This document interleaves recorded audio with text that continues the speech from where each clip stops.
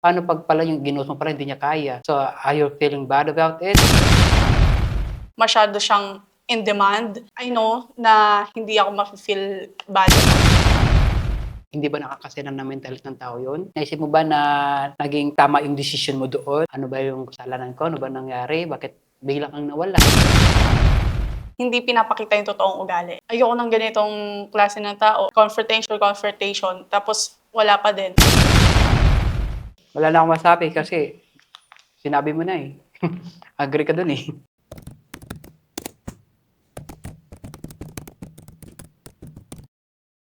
Naranasan niyo na ba na may taong dumating sa buhay ninyo na pinasaya kayo, nagparamdam ng pagmamahal, at minahal niyo na rin, pero kalaunan, naglaho na lang ng parang bula?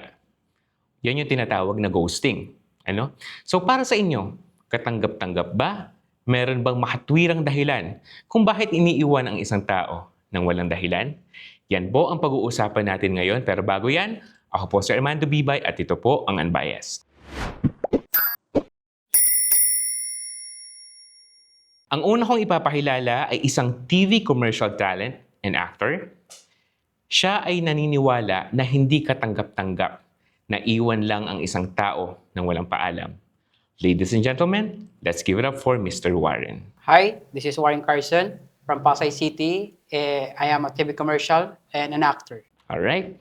Ang susunod ko namang ipapakilala ay isang human resource generalist at siya ay naniniwala na makatwira naman na iwan mo ang isang tao nang walang paalam. Ladies and gentlemen, Miss Charlene.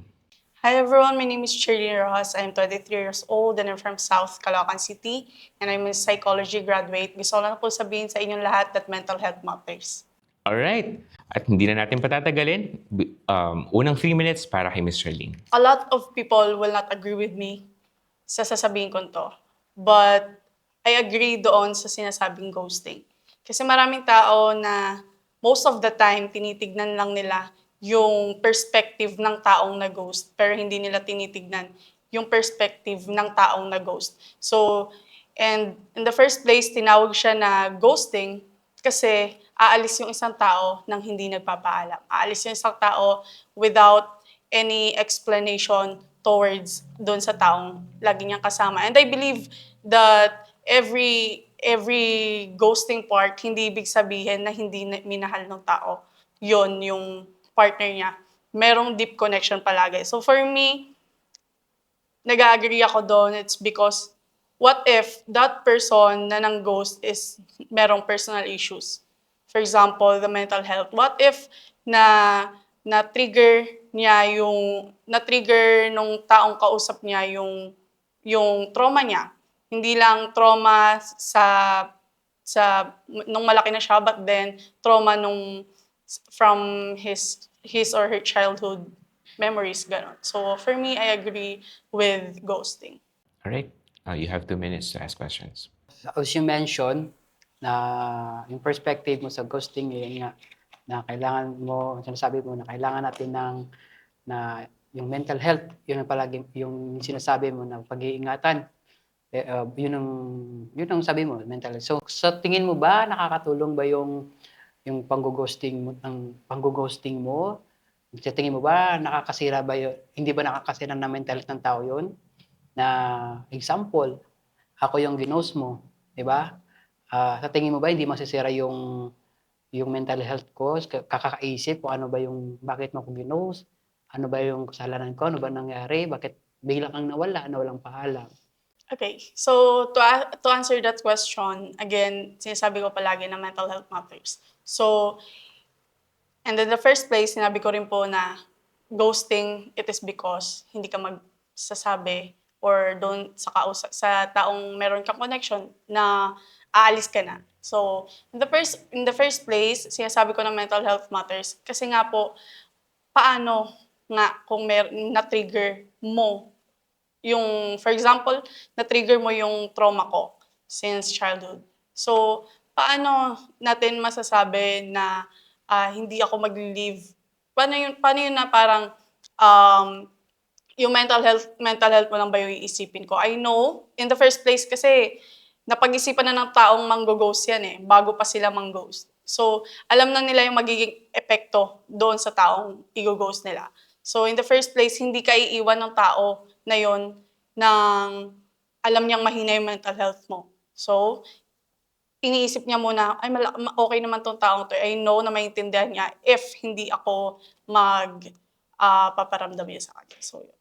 So, alam mo ba ibig sabihin ng accounting rule na do not assume unless otherwise are stated? Ibig sabihin, siyempre sabi mo na nga na alam na naman ng tao yung gigos ko na yung alam niyang matapang to, kaya to tanggapin kahit yung pinag-uusapan mo na doon is yung mental health. Paano pag pala yung ginos mo pala hindi niya kaya? So, are you feeling bad about it or hindi? Okay, again, Sir Warren, sinabi ko po nung una pa lang na hindi gagawin ng isang tao kapag alam niyang hindi or not mentally incapacity yung kausap niya. So, before niya gawin yung bagay na yon, nandun na siya sa thinking na naisip niya yon kasi alam niyang kakayanin niya. And I know na hindi ako mafe-feel bad about it. Yun lang yung sabi mo, hindi ka mapipil about it, pero so gaya ng inuulit ko na lang din sa'yo, na what if nakita mo pala yung isang araw yung ginos mo, dedo na pala, ikaw yung rason. So, and you sabi mo din, hindi ka mag-feel about it. Do you think, is it good? Again, ulitin ko lang po, hindi ko iiwan yung isang tao nang hindi mentally incapacity yung kausap ko. So, Alright, sure. May question ka pa? Wala na. Okay. Naintindihan ko na siya. Huwag ka na umiyak. Okay, sige. So, you have 1 minute for your 3 minutes rather for your first round. Kung hindi mo kayang panindigan, sabihin mo, hindi yung manggugos ka ng tao. Kasi ang dami mga tanong sa isipan ko na kailangan sagutin. Okay? So, matuto tayong mag-confront sa isang tao kung, ano parang hindi mo siya magmukhang tanga. Kasi tao din kami, may feelings din kami, nararamdaman kami. So, yung iiwan ka ng wala namang, there's a big question marks sa isipan, ano bang nangyari? May nagawa ba akong mali? Ganon. Sabi ko, bakit parang wala lang, parang siyempre mapapaisip ka talaga, ano bang mali sa'yo? May mali ka ba? Kung may mali man, dapat pwedeng pag-usapan. Ganon, hindi yung nanggo-ghost ka na lang. Kasi, yung pag mga ganon kasi hindi naman kasi lahat ng tao strong, 'di ba? So what if nga yung tao pa lang ngayon may mental health problem din pala tapos dinagdagan mo pa na. So wala, malulung talaga siya, mas kakaroon pa siya ng sakit, gano'n. Parang hindi ka ba magi-guilty sa mga gano'n. So parang hindi mo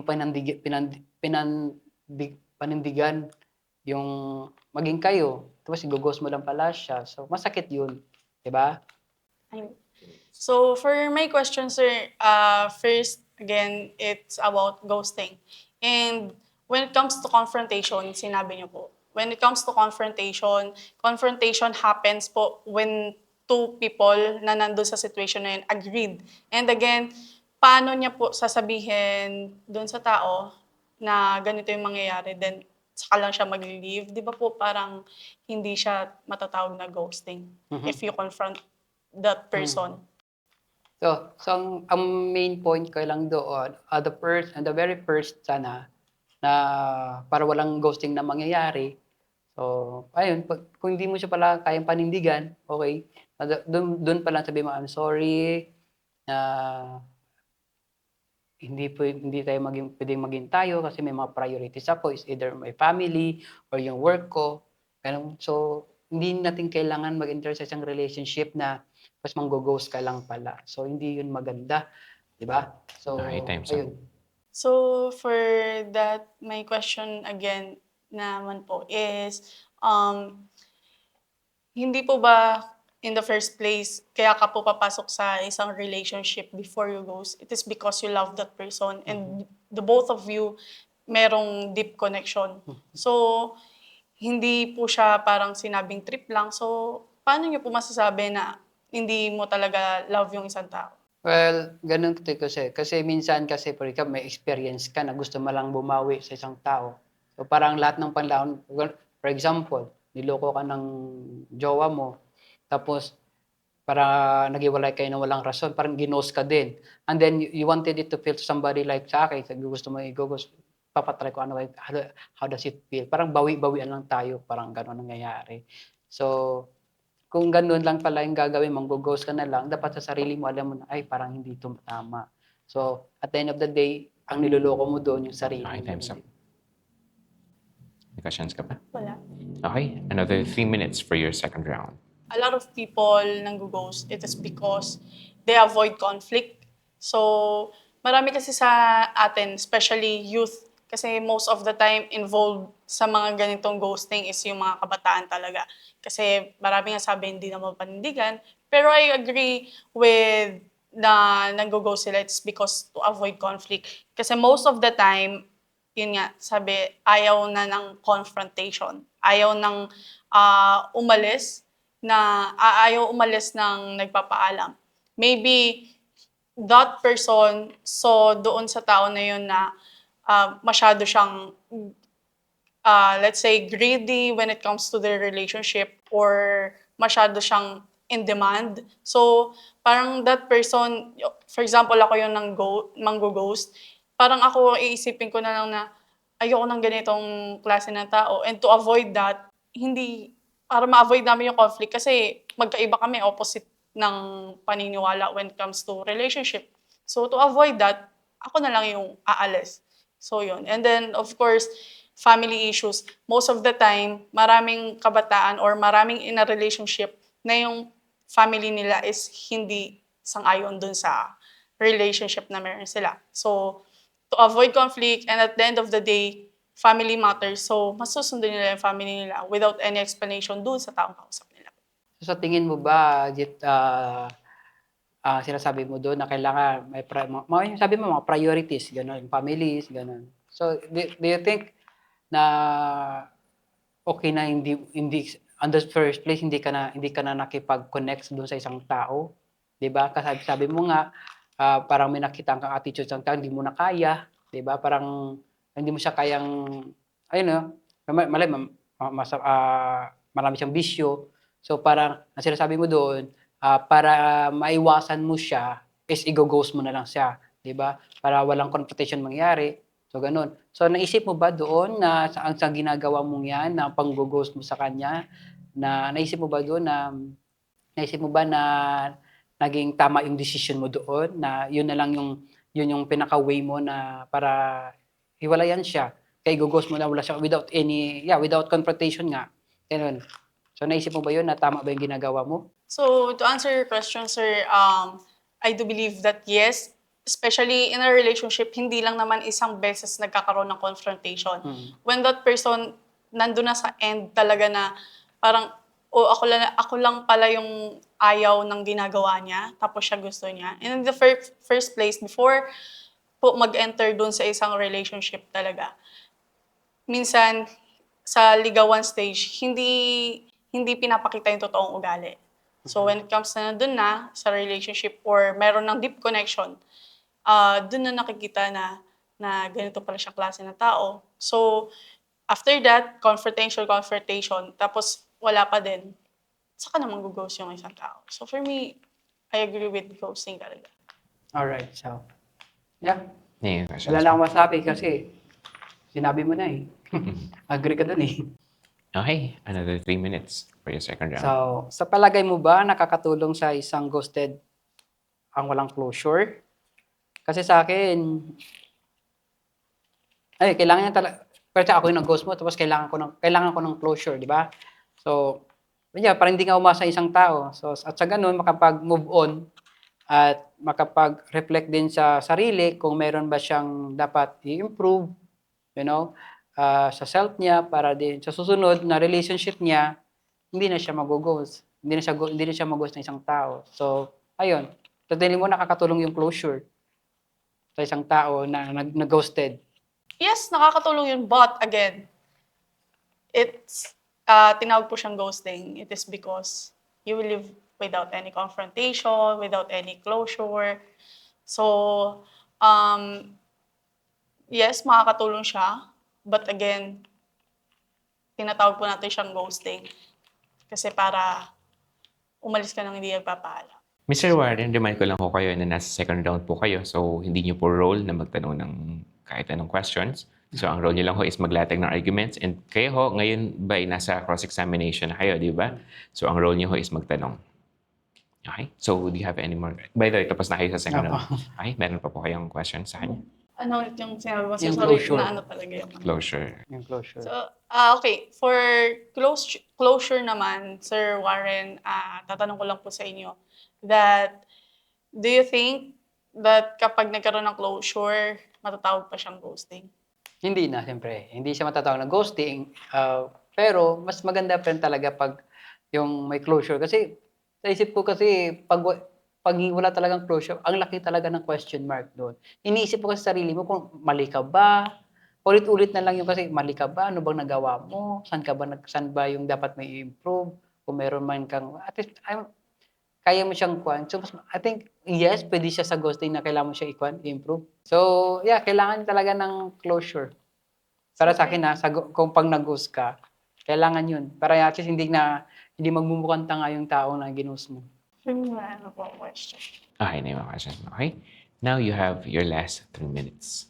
Most of the time, people nang-ghost. Yung first is personal issues. Yung second is yung avoiding conflicts. And the third one is nawalan na ng gana or interest. So, hindi siya masama for me na mawalan ka ng gana. It's because in the first place pa lang, alam mo na hindi mo kakayanin pala pumasok ng isang relationship. So, you choose to ghost that person para hindi na siya mas lalo pang umasa na na kung magiging kayo ba o hindi. So, from that, malalaman na ng tao na this person ay hindi ready sa relationship. So, for me, it is nawala na ng gana of personality yung isang tao or hindi na siya interest na pumasok sa isang relationship.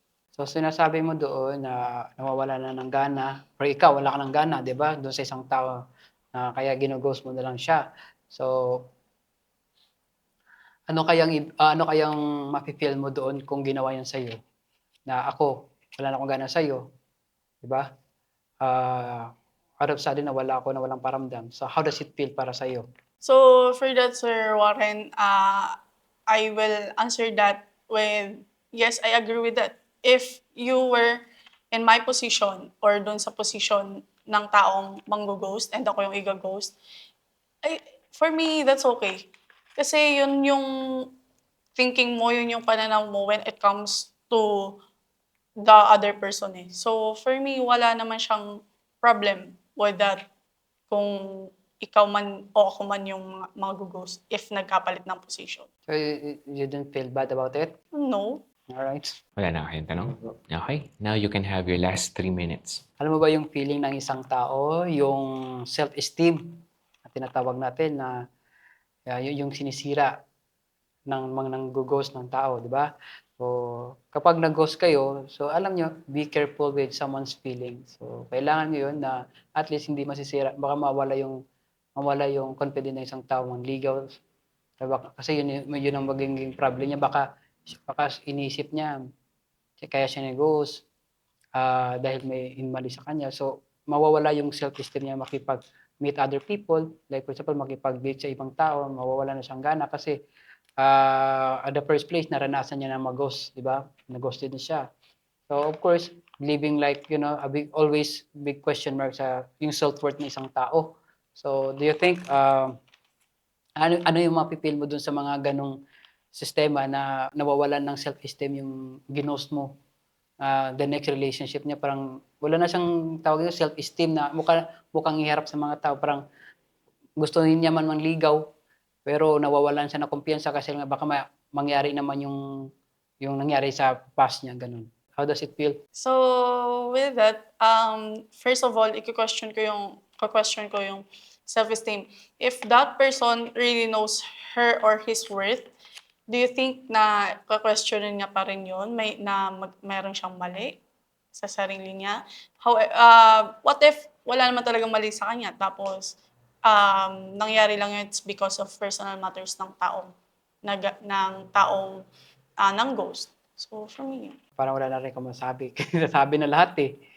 So, ayan, basta next time, your future, sa relationship mo, pag hindi kayang panindigan, pag masira yung mentality ng isang tao, tsaka alam mo ingatan mo din yung self-esteem ng isang tao, yung kumpiyansa na, then, kapag nagkaroon siya ng relationship, na hindi masisira, baga, ikaw yung magiging rason na pamawalan siya ng gana, di ba?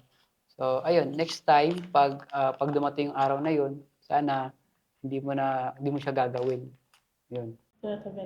Yan. Okay, so tapos na yung 3 rounds sa inyong dalawa. Maraming salamat sa inyong dalawa at maraming salamat din sa ating mga viewers.